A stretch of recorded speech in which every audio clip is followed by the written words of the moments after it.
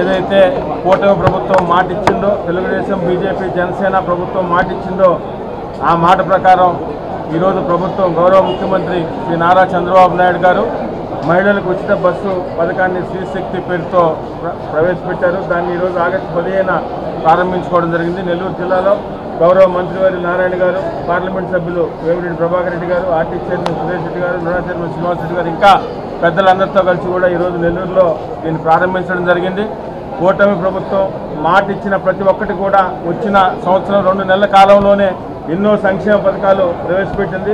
ఆర్థికంగా గత ప్రభుత్వం ఈ ఆంధ్రప్రదేశ్ రాష్ట్రాన్ని ఆర్థికంగా సర్వనాశనం చేసినప్పటికీ ఈ ప్రభుత్వం వచ్చిన తర్వాత ఒక అపర చాణక్యుడు, ఏదైతే అనుభవం కల వ్యక్తి ముఖ్యమంత్రి నారా చంద్రబాబు నాయుడు గారు ఈ సంవత్సరం 2 నెలల కాలంలోనే సంక్షేమ పథకాలు ఇచ్చిన మాట ప్రతి ఒక్కటి కూడా నెరవేర్చుకుంటూ వస్తున్నారు. అదేవిధంగా సంక్షేమ పథకాలే కాకుండా ఈ రాష్ట్రంలో అభివృద్ధి పనులు ఎప్పుడు జరగని విధంగా మొదటి సంవత్సరంలోనే ఎన్నో వేల కోట్ల రూపాయలతో అభివృద్ధి పనులు కూడా జరుగుతున్నాయి.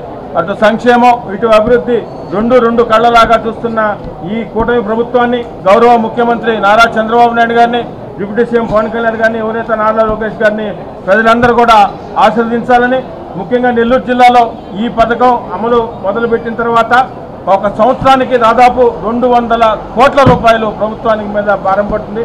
అయినప్పటికీ ఎక్కడా లెక్క చేయకుండా మాట ఇచ్చిన ప్రకారం చేస్తున్న కూటమి ప్రభుత్వానికి ప్రజలందరూ కూడా ఆశీస్సులు ఉండాలని కోరుకుంటున్నాం. మేమింతే తగ్గించే అమ్ముతాం, మా రేటే సెపరేటు.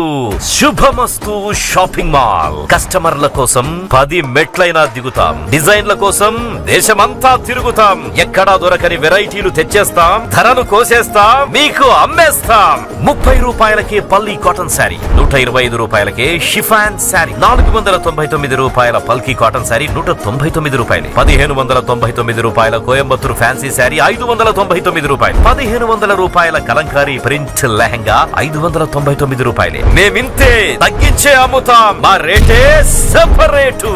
శుభమస్తు shopping mall, BRC centre, Nellore.